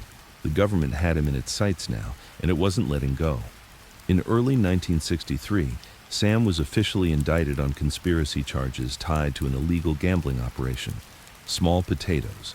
A play to test the water. He didn't flinch. He showed up to court in a tailored suit, smiled at the press, and said nothing. But inside, he was boiling. Because he knew what was coming next. A RICO case. A takedown effort with layers, witnesses, paper trails. A jury too clean to bribe. They were trying to bury him alive. Then came Dallas. November 22nd, 1963. JFK shot dead in a convertible. Sam was in a restaurant when he heard. The TV was on, no sound, but the whole room froze. He didn't say a word, just stared at the screen. The president slumped in Jackie's lap, blood everywhere. Vito asked, "You think it was?" Sam raised a hand, silenced him. He didn't answer, because the truth? He didn't know. Maybe it was his own people. Maybe it was the Cubans. Maybe it was something darker, something even Sam couldn't touch. What he did know was this: Bobby was next in line, and Bobby had more reason than ever to come swinging. Sam knew the rules. When a king dies, someone pays, and they were already looking for someone to blame. The next few months were chaos. Every old favor was tested, every connection checked. The feds were crawling over his world like ants, every building, every club, every account. One night, he sat alone again, smoking in the dark. Francesca called. Again. She didn't ask about politics. She didn't ask about Bobby. She asked, "Do you sleep at all anymore?" Sam laughed, just a little. "Sleep's for men who die clean," he said. Then he hung up and stared out the window. The skyline was still there, but it felt farther away now, like something he used to own but couldn't reach anymore. He hadn't lost yet, but the board was shifting fast, and this time, Sam was the piece being moved. 1964 opened cold and mean. There was snow on the sidewalks of Cicero and ice in the gutters of Chicago, and still, Sam Giancana walked without a coat. His breath fogged in the morning air like smoke, and every step echoed like a warning. He was a man on the edge of something he couldn't name, too big to run, too dangerous to fight. The Kennedy machine had lost its head, but Bobby was still alive, still moving, still breathing vengeance. And Sam? He was still standing, but barely. Inside the outfit, the tension had become oxygen. Every handshake came with an aftertaste. Every look lingered too long. Every man Sam trusted, every soldier, every capo, now moved just a bit differently around him. They feared him. They respected him. But something else had crept into their eyes, doubt. And Sam could feel it, like rats under the floorboards. They didn't say it out loud. They weren't that stupid. But he knew what was coming. He'd seen it before. That moment when a boss stops feeling invincible. When the empire he built stops feeling like iron and starts feeling like glass. It's not about getting weaker. It's about staying strong while everyone else decides you're not anymore. The feds didn't let up. If anything, they came harder. Every few weeks, Sam was dragged into a courthouse for another questioning. Always the same dance. "Mr. Giancana, are you affiliated with any known criminal organization? Mr. Giancana, are you aware of any illegal gambling in the city of Chicago? Mr. Giancana, do you know a man named—" He never answered, never flinched, not once. But the press loved it. Giancana smirks in silence. Outfit King refuses to speak. He hated every word, because it made him visible, and visibility was death in his world. One night in early spring, Sam sat across from Vito Coletti in the back room of a cigar lounge. It was just them. No soldiers, no noise, just whiskey and thick smoke curling toward a broken ceiling fan. "They're circling," Vito said quietly. Sam nodded. "You want me to move on, anybody?" Sam shook his head. "Number, that's what they want, for me to act paranoid." Vito frowned. "You ain't paranoid if they really are trying to take you out." Sam leaned back, his voice low and dry. "Let 'em try." But deep down, he knew. The outfit was watching, waiting. Because the law didn't scare them. What scared them was attention. And Sam was drowning in it. Bobby Kennedy, meanwhile, wasn't slowing down. Even with his brother dead and half the country still reeling from Dallas, Bobby had one hand on the Justice Department and the other around Sam's throat. He launched a full-on offensive against the Chicago mob. IRS audits, FBI raids. Even Sam's relatives started getting visits. His brother, Chuck. His cousin, Nico. His nephew, who ran a chain of laundromats out of Bridgeport. Nothing was off limits anymore. Sam started waking up at 3 a.m. to the sound of car doors closing down the block. Not paranoia, just survival. And in the middle of it all came the subpoena. Grand jury testimony. Sam Giancana, the man who made presidents, was now being dragged before a closed-door panel and ordered to speak. He refused, over and over, pled the fifth so many times the phrase began to feel like a joke. Still, the pressure built, and when they threatened him with contempt, he blinked. Not fear, not anger, calculation, because Sam had a plan, not for winning, but for escaping. By mid-1965, the heat was unbearable. There were whispers that the outfit was going to vote him out, exile him, strip his power, leave him to hang. They wouldn't kill him, Not yet. Too much risk, too much loyalty still hanging on by threads. But they'd take everything he built and put it in someone else's name. They'd reduce him to a memory. So Sam disappeared. Not entirely, not with a bang, just gone. It was sudden. One week he was in court refusing to talk. The next, he was on a private jet out of O'Hare, headed to Mexico. A ghost again. Only this time, the ghost had claws. He set up in a small villa outside Cuernavaca. Warm air, high walls, paid-off cops, quiet, safe, temporary. From there, he still pulled strings. Not many, but enough to remind people. Vegas still paid him. Some outfit money still came through offshore accounts. He wasn't gone, just resting. But inside, he was raging. This wasn't retreat. It was a pause. Because Sam wasn't done, not by a long shot. From his villa, he kept up with the news, the civil rights protests, the war in Vietnam, Bobby Kennedy's popularity rising again. Now as a senator, maybe even a future presidential candidate, the whole country felt like it was splitting open. And Sam watched it happen like a man on a balcony watching a burning street below. He had no country, no loyalty left to anyone, not even to the outfit. They'd betrayed him the same way the Kennedys had, used him, bled him, tossed him. And now, they acted like he never existed. One day, a young Mexican girl came to clean the house, 12 years old, quiet, thin. He handed her a $100 bill after her first day. Her eyes widened like she'd seen God. "You work for me. You get what you're worth," he said in Spanish. She nodded, speechless. That night, he stared at the sky from his garden, stars above, crickets. A stillness he hadn't felt in 20 years. It should have felt like peace, but it didn't. It felt like a waiting room. Then the phone rang. Private line.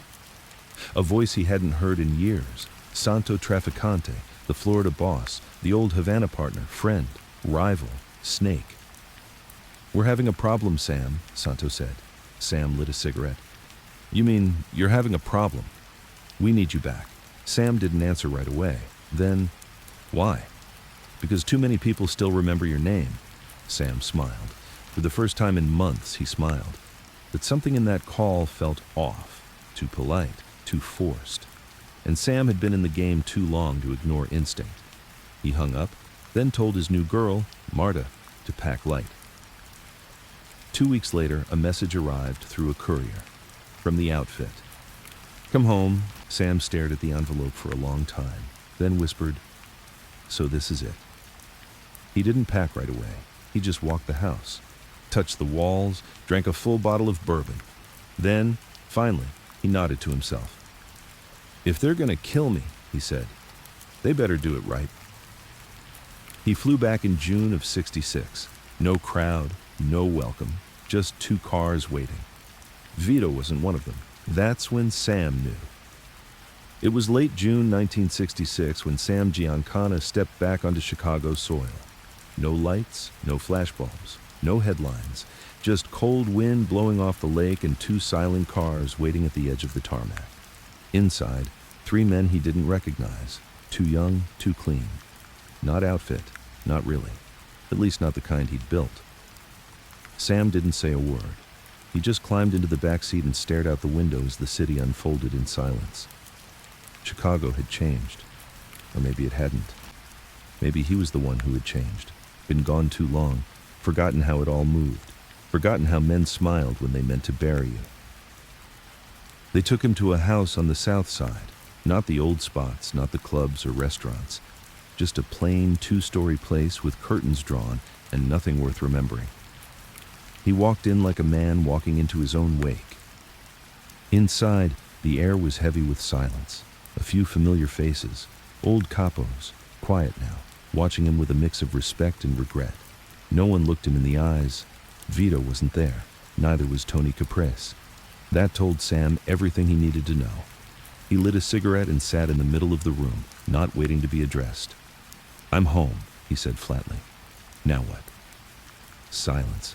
Then from the hallway, a voice. "You're here because we need to move forward, Sam." Tony Accardo, the old boss, the real power behind the curtain. Sam looked up, studied his face. Ricardo still had the same stillness, the same careful tone, but his eyes had aged. Not softer, colder, more tired, less patient. Sam stood. Then say it straight, Tony. I'm not here for tea. Ricardo didn't blink. You've brought too much heat. You made deals we didn't sign off on. The CIA, the Kennedys, Castro, Vegas. You did things for yourself. Sam let out a dry laugh. For myself? I made all of you rich. I made this city into a kingdom. And now it's burning, Ricardo said, voice sharp. The feds are closer than ever. Everyone's scared. Sam's smile died. They only come this close when someone lets them. The room went still. It was a line, a dangerous one. But Sam had crossed it, on purpose. He didn't stay long. No promises were made, no decisions, just tension, thick and quiet. After 15 minutes, he walked out, climbed into the car they came in, and drove himself to his old place in Oak Park. The house was still there. Old brick, faded shutters, the kind of place where ghosts lived. He walked through it alone, sat in the kitchen, ran his hand across the table, the same table where he'd once laid out maps of Vegas, of Havana, of vote districts in Cook County, the same place where he'd planned how to rig elections and decide futures. Now it just smelled of dust. The days passed slow, no calls, no visitors. Sam walked the block twice a day, always alone, always armed. At night, he drank, watched the ceiling fan spin above his bed. Sleep came in bursts, 20 minutes here, a full hour if the bourbon hit right. But it wasn't real rest, it was survival. The kind of rest a soldier gets when he sleeps with his boots on. He knew they were watching, across the street, down the block, men in cars who didn't move, or moved too much. He didn't care. He wasn't going to run again. Not from feds, not from friends, not from ghosts. If they wanted to kill him, they'd have to come inside. The only person who visited was Chuck, his younger brother. He knocked twice, then opened the door like he always did. Sam was sitting at the kitchen table, shirt half unbuttoned, cigarette burning in a chipped ashtray. Chuck looked tired, a man dragged into shadows he never asked for. You shouldn't be here alone, Chuck said. Sam smiled. I'm not alone. I've got company. Look at all the eyes on me. Chuck didn't smile. You think it's coming? Sam nodded. If not from them, then from someone else, but yeah, it's coming. Chuck sat down. What are you going to do? Sam tapped the ash into a tray and stared at the smoke. Nothing. Chuck blinked. That's not you. Sam looked him dead in the eyes. That is me now. They want me to beg, to swing first. If I do that, they get the excuse. If I wait, they have to carry the full weight of it. Chuck shook his head. This ain't chess, Sam. They don't care about rules. Sam grinned, a tired kind of grin. Neither do I. Later that night, Sam walked out to his backyard. It was quiet, peaceful almost. He lit a cigar and sat on the back step, stared at the stars, thought about his father, the butcher, the silence, the blood that never washed out of his apron. Thought about Francesca, where she might be now, whether she'd tell their daughter who her father was, whether she'd lie about him, whether she'd be right if she did. Thought about Bobby Kennedy, about the Kennedy smile, about how justice looks good in a suit right up until it turns into a knife. He'd been used, by all of them. And now the people he built, the empire he bled for, the men he carried, they were pretending they didn't know his name. 2 days later, a man knocked at his door. Middle-aged, slick, familiar face. He said he was writing a book, a reporter. Sam let him in. Why not? The dead can talk to whoever they want. They spoke for hours. Sam smoked 3 packs of Chesterfields, told stories, hinted at things, didn't confess, not exactly, but didn't deny either. Why are you telling me this? The man finally asked. Sam looked him dead in the eyes. Because they'll say I was nothing, just a mobster, a thug, a footnote. They'll forget what I built. He leaned in close. I made presidents. I built empires. I gave this country exactly what it wanted. The man asked him what that was. Sam exhaled. Clean hands. The next night was the last. He had pasta for dinner, alone, watched the TV with no sound. The phone rang once. He didn't answer. Then he went to bed. No guards, no dogs. Just Sam and the silence. Around midnight, they came. The coroner's report said he was shot in the back of the head. Once. No signs of a break-in, no struggle, just silence. The kind Sam had always lived in, the kind he knew would come for him in the end. They found him in the kitchen, face down. A single plate of food in the sink, cigarettes still burning in the ashtray. No witnesses, no one ever charged. The case went cold, just like him. The papers called it an execution. The outfit never spoke of it, just another name erased. Just another king who stayed too long on the throne. But people remember. Old-timers whisper it in bars, cops mention it over drinks. You know Giancana, they say. That guy ran half the country once. They nod, like it's legend, like it's myth. But Sam, he wasn't a myth. He was real. He bled for it. He killed for it. He slept with one eye open for 20 years, waiting for the knock. And when it came, he didn't run. They buried Sam Giancana on June 23, 1975. St. Joseph's Cemetery, River Grove. A little outside the city, he once ruled like a silent god. The sky was overcast, the grass damp from the morning rain. A small group gathered, fewer than expected. Some old friends, some cousins. A few suits that didn't belong, one or two reporters watching from the street. The outfit didn't come. Not officially, not publicly. Because Sam was no longer one of them. He was a problem that had finally been erased, and in their world, problems didn't get flowers. They got forgotten. Chuck stood at the front, quiet, shoulders slumped, hands in his pockets. He didn't cry. He just watched as the casket was lowered into the ground, like a secret being buried. A priest said a few words, something about forgiveness, redemption. Chuck didn't hear it. All he heard was Sam's voice, the way it used to rumble in the kitchen while pasta boiled, the way he'd say, "You don't get to choose peace, kid. You only get to choose how long you want to delay the war." Back in the city, there were whispers. Some said it was a message. Some said it was justice. Some said the CIA did it. Others said it was trafficante. But most just shrugged.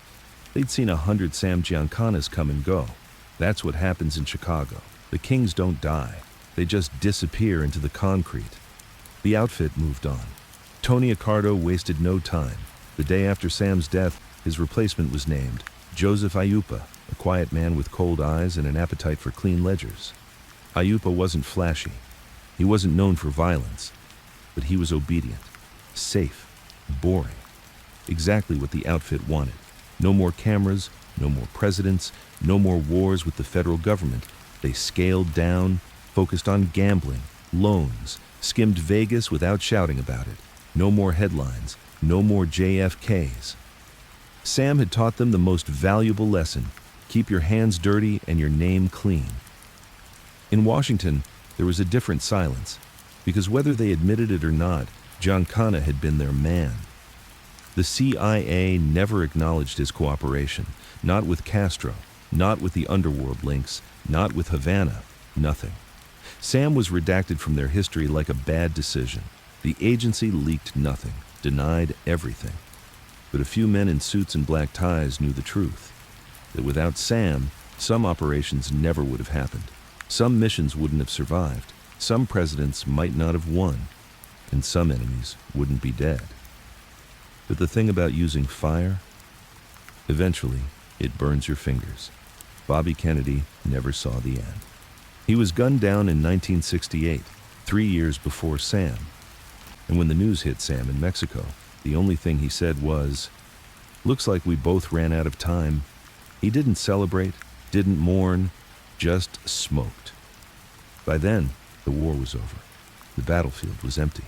And Sam was already a shadow of the man who once brokered deals with senators and made judges stutter. Vegas kept skimming. Even after his death, the money machine rolled on. The casinos changed names.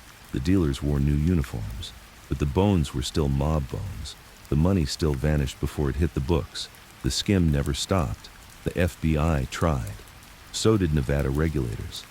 But every time they looked closer, the trail blurred. Because Sam hadn't just built casinos, he built layers, layers that outlived him. Francesca got the letter. It came a week after the funeral. No return address, just a single envelope. Inside was a photo of Sam as a young man, maybe 30, standing in front of a Cadillac with a cigarette in his mouth, the world still at his feet.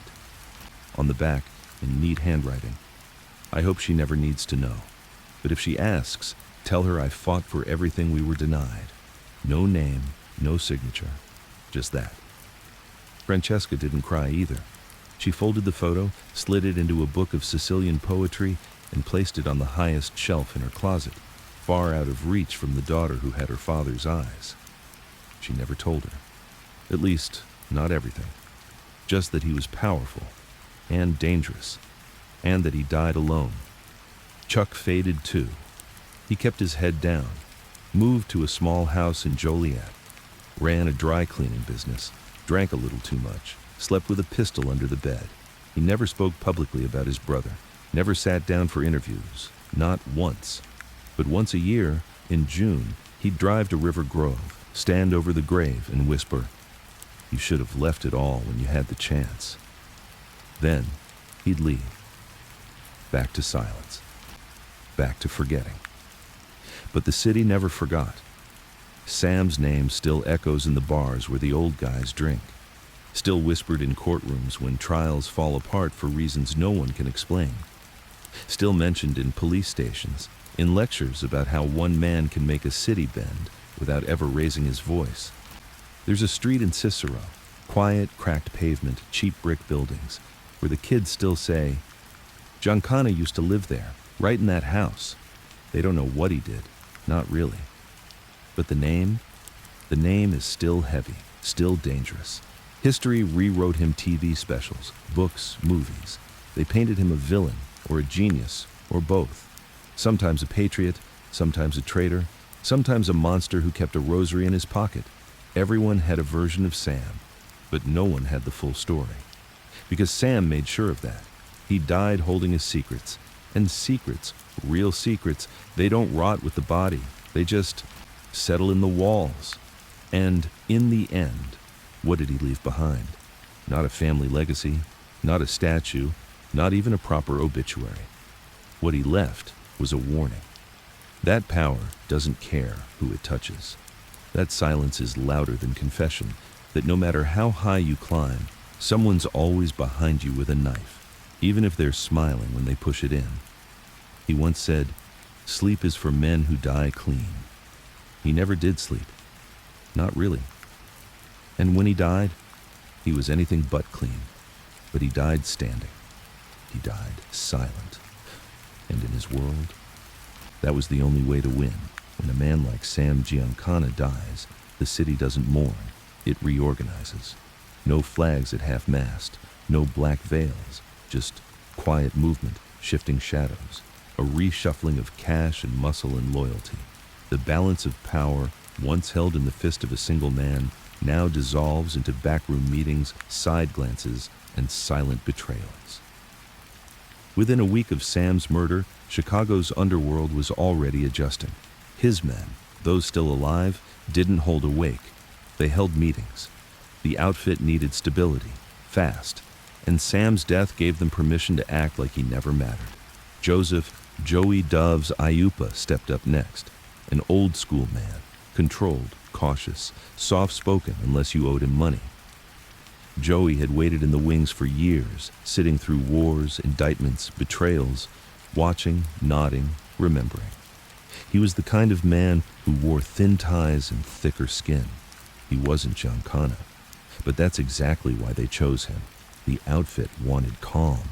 No more CIA deals, no more meddling in politics, no more helping elect presidents. Sam had made them visible, and visibility brought the feds, brought heat, brought blood.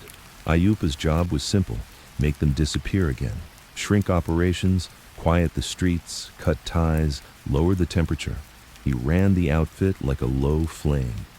But every man in that organization, from the street bookmakers to the Vegas skimmers, knew one truth. They were walking over Sam's ghost. And ghosts don't rest quietly. Because despite what they said, the cracks were showing. Sam's death left something behind, not just a power vacuum, but a moral one. Not moral in the clean sense, but in the underworld sense, where lines once crossed never uncross. For all his silence, for all his cruelty, Sam had been a compass. He was the edge of the knife, the wall between chaos and collapse. Without him, everyone had permission to become something worse. New blood started rising. Ambitious men, loud men, reckless men, guys who didn't understand the rules, or worse, didn't care about them. They saw Sam's downfall not as a cautionary tale, but as a green light. If he could touch presidents, why not them? If he could build his own international web, why couldn't they? They forgot how he got there, and more importantly, they forgot how he died. Some tried rebuilding the political connections, bought local judges, leaned on aldermen, whispered into the ears of state reps. But it didn't work the same anymore, because the game had changed. The Kennedys were dead. The feds were smarter. The public was watching. And unlike Sam, these new guys didn't know when to stay quiet. They bragged, they filmed, they left trails, and the outfit, once a whisper, became a target again. The government came harder. By the late 70s, RICO had teeth. Federal task forces worked overtime. Wiretaps became art forms. Guys who used to be untouchable were suddenly testifying in court. A few flipped, a few vanished. But most? They went down in orange jumpsuits, coughing up pieces of an empire they didn't even build. And through all of it, one name kept echoing through the cases. Giancana, every indictment, every book, every TV special, they all mentioned him. Not because he was still pulling strings, but because he was the last boss who made it all make sense. After him, the outfit stopped being an empire and became just another business, another gang, another fading brand. Sam had turned crime into structure. They turned it into noise. Even in Vegas, the winds shifted. The skims slowed. Corporations moved in. The casinos Sam once controlled from across a table now had boardrooms, not back rooms. Accountants replaced enforcers. CEOs replaced capos. And the money? It still flowed, but it didn't smell like blood anymore. It smelled like plastic chips and press releases. And that made the outfit nervous, because clean money meant cleaner audits. And Sam's old tunnels into the casinos, they started closing, one by one. In Havana, the dust never settled. After Castro took over, the casinos were gutted, American mobsters blacklisted, funds seized. The city that once danced in Sam's palm became a warning of what happens when you bet on power and lose. Some of Sam's men lost millions. Some lost their lives. A few tried building new fronts in the Dominican Republic, in Puerto Rico, even in Nicaragua. But none of it stuck, because the world was changing, and Sam was no longer alive to hold it all together. Chuck never returned to the life. After Sam's death, he stayed quiet, sold his house, moved twice, lived on savings and side work. Some say he kept a box and filled with documents, recordings, letters Sam had left behind, proof, insurance. But no one ever saw it. And Chuck never talked, not to the press, not to writers, not to anyone. Until the day he died in 1983, sitting in a lawn chair behind a rundown duplex, cigarette in one hand, radio playing Sinatra like it still meant something. Francesca raised their daughter alone, never remarried, never told her who her father really was. But the girl was smart. She knew. By high school, she'd figured it out from whispers, from photos, from the look her mother gave whenever the name Giancana came up. She never visited the grave, not once. She told friends her father died in a car crash. It was easier, cleaner. But for the men who lived it, who stood in Sam's shadow, they never quite escaped. They carried him with them, in the way they watched every door, in the way they spoke too carefully, in the way they never fully trusted peace, because Sam had taught them that peace was just a lie between betrayals. One man, Tony Caprez, vanished in 1977. Rumors said he'd tried to write a book. Another said he went to the FBI. A third said he'd bragged one too many times about what really happened to Sam. Either way, his car was found outside a train station in Milwaukee, blood on the steering wheel, No body, just gone, like so many others, like Sam. But the thing about men like Sam is they don't really vanish. They haunt. They stay in the floorboards, in the law books, in the city's DNA. You can repave the streets. You can change the names. You can build museums where the brothels used to be. But if you listen close enough, you still hear him. That slow, steady breath. That cigarette crackle. That voice that once made judges sweat and mayors kneel. The voice of a man who built his kingdom in whispers, and who died because he finally said too much without saying anything at all. They say history is written by the victors. But in Sam Giancana's case, it was written by strangers, by men who never shook his hand, by agents who only ever saw his back, by authors and filmmakers and conspiracy theorists who never knew what it meant to be in a room with him, the pressure, the silence, the heavy air that came before a decision was made. He didn't leave memoirs. He didn't confess to priests. He died the way he lived, quietly, privately, with too many secrets still in his pockets. But that didn't stop the stories. If anything, it fed them. By the 1980s, Giancana had become a name of shadow.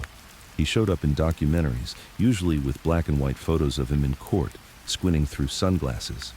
Narrators said words like notorious, ruthless, feared. They called him the mob's man in the White House, the king of Chicago, the silent killer. Then came the conspiracies. Some said he was behind JFK's assassination. Others said he knew about it but let it happen. Some believed he orchestrated it, a final blow for betrayal. More than a few believed the CIA had killed him to keep him quiet, to silence the one man who could connect the dots between mob money, secret operations, and presidential politics. Sam's life was no longer a story. It had become a theory. And theories don't need evidence. They just need questions. The public wanted a villain they could almost admire. Someone polished enough to attend dinner parties, but dirty enough to run casinos and decide who lived and who vanished. Giancana became that man, a figure draped in contradiction, the mobster who helped Kennedy win, the patriot who plotted to kill Castro, the criminal who played chess with the government. They made movies, TV specials. They cast smooth actors to play him, sharp suits, slicked back hair, a whisper of violence under every line. But the real Sam, he wasn't that clean. The real Sam had cracks. He was paranoid, vicious, detached. He trusted no one, and when he did, it almost always cost him. He loved a woman he pushed away, fathered a daughter he never knew. He wore nice clothes, yes, but his closets held loaded pistols and burner phones. His friends feared him, his enemies hated him. But the most dangerous thing, they all respected him. Because in a world where loyalty folded with the first subpoena, Sam Giancana stayed standing. Until he didn't. Hollywood painted him larger. The 90s were the golden age of mob stories. Goodfellas, Casino, The Sopranos. Audiences craved men who killed with class, who delivered monologues over meatballs, who held guns in one hand and rosaries in the other.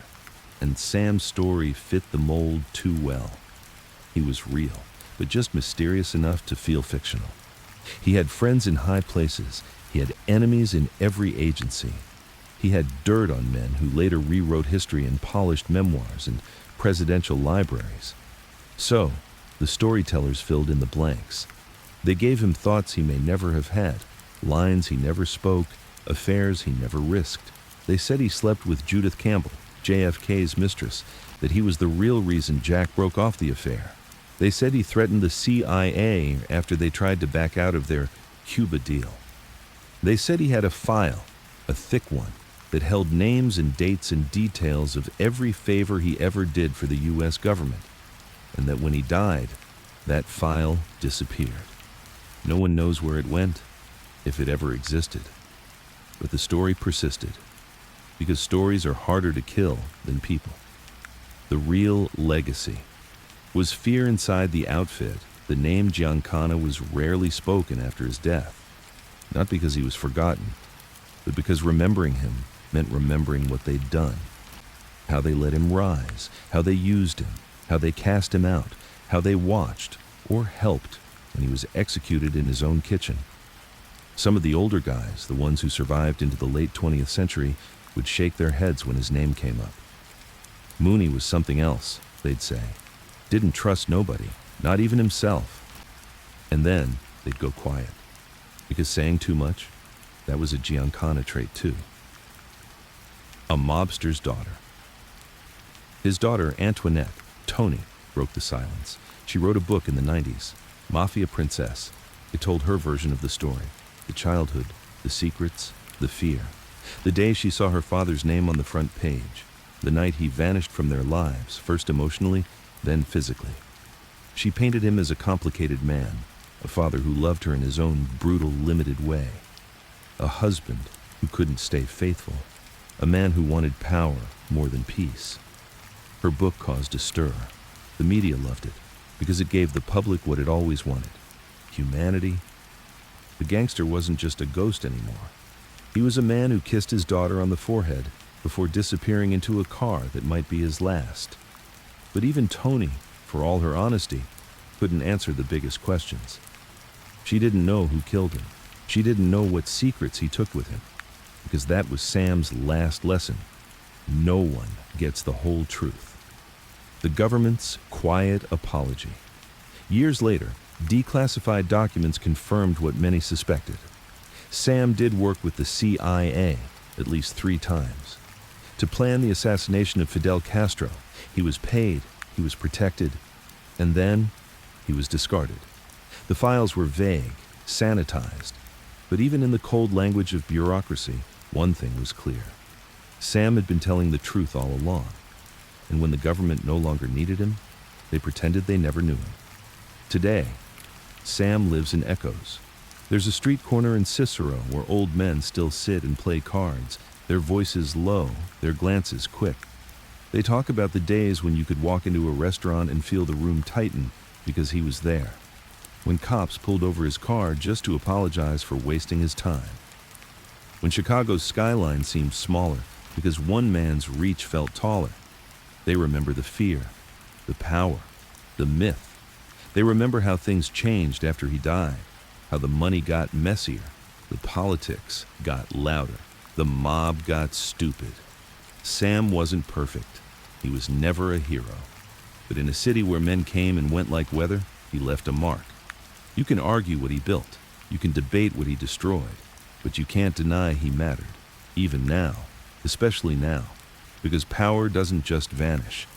It turns into stories, and stories, they live forever. There's a kind of silence that comes after the storm. Not peace exactly, but something heavier. The type of quiet that settles like dust in the lungs. That's the silence Sam Giancana left behind. Not the kind you forget, the kind you carry. It's been decades since that night in 1975 when they found him face down in his kitchen, bullet in the back of his head, his dinner untouched. No sign of struggle, no fingerprints, no witnesses, just a dead man with too many secrets and a city that pretended it didn't know why. But time has a funny way of sorting the noise. The loud ones fade. The flashy ones get forgotten. What stays? The architects. And that's what Sam Giancana was. Not just a gangster, not just a killer, but a builder. He built empires in shadows, built governments on bribes, built illusions of democracy, of order, of morality, and knew better than anyone that all of it could be bought, flipped, burned, and rebuilt for the right price. He didn't start with ambition. He started with necessity. He was the son of a Sicilian immigrant who butchered meat and bowed to cops who spat on his boots. Sam saw that early. Understood that respect wasn't earned by hard work. It was taken by fear and maintained with power. And once he understood that, he never looked back. He climbed fast, faster than anyone expected, faster than the outfit was ready for. And then he went further, beyond the streets, beyond the rackets. He touched presidents. He whispered into the phone with men who held nuclear codes in one hand and owed him favors with the other. He stood in the same breath as Joe Kennedy, John, Bobby, and for a time, they needed him more than he needed them. But that was the problem. Sam forgot one rule. When you're no longer useful, you're no longer safe. And when you're dangerous and no longer useful, you're a target. He didn't fade quietly. He didn't retire to Florida like some wise guys. He burned, fought, tried to hold on. But there's only so much you can do when your enemies include the men who run the newspapers and the men who sign death warrants. They say the outfit turned on him. They say the CIA finished the job. They say the feds looked the other way because everyone involved wanted the same outcome. Dead men don't talk, especially when they're men like Sam. But in death, Sam Giancana became bigger than life. His murder didn't close the book. It opened volumes, investigations, conspiracies, TV specials with grainy photos and voiceovers full of tension.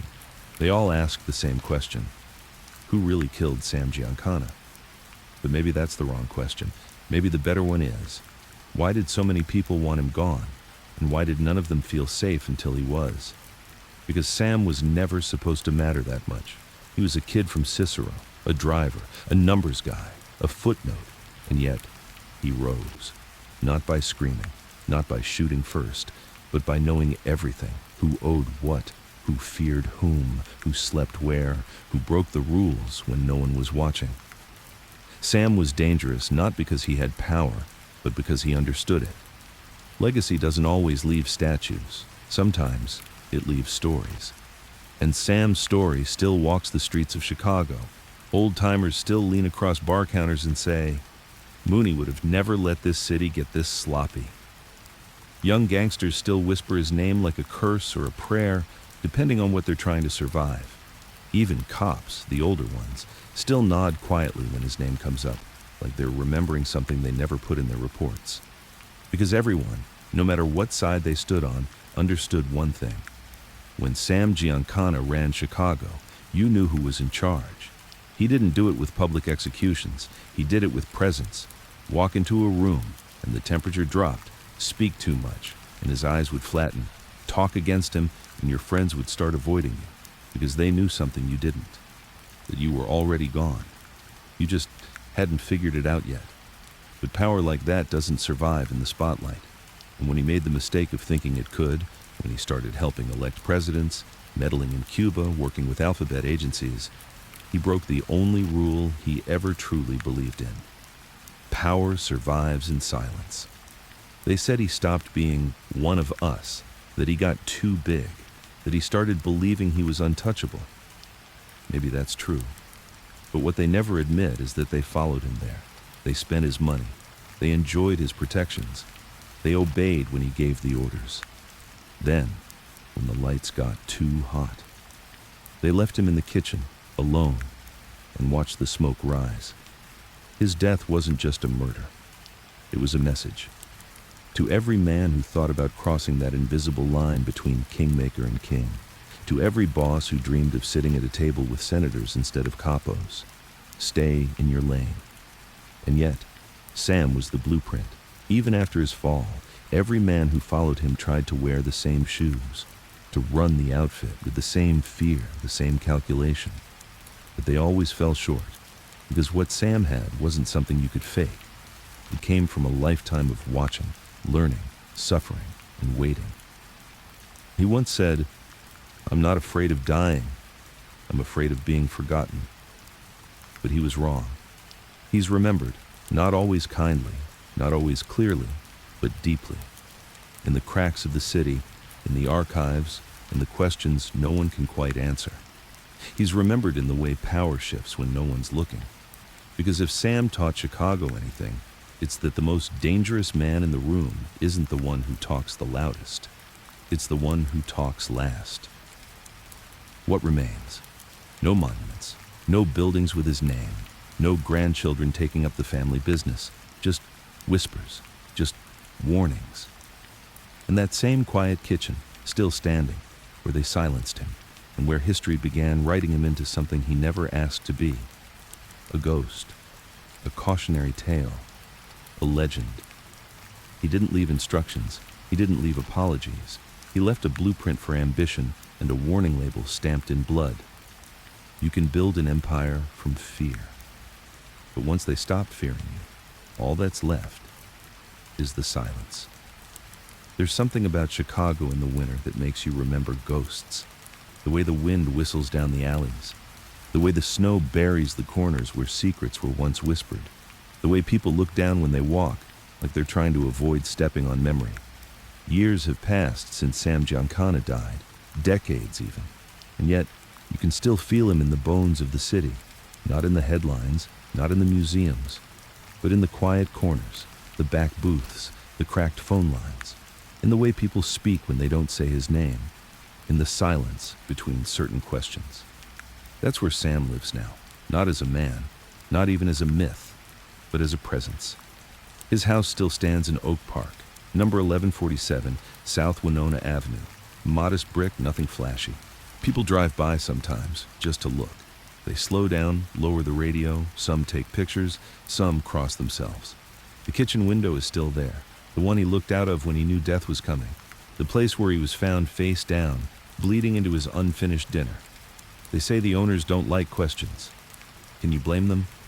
How do you live inside a place that once held so much history and so much death? In the years since, history has tried to bury Sam again and again. The FBI released partial files, journalists wrote exposés, mob historians debated dates, connections, body counts, but none of them could pin him down. Not because there wasn't enough information, but because there was too much. Sam left behind a tangle of truths, half-truths and silence. He was everywhere and nowhere at once. And when a man builds a life that complex, no one gets the whole story. Even the CIA had to admit it.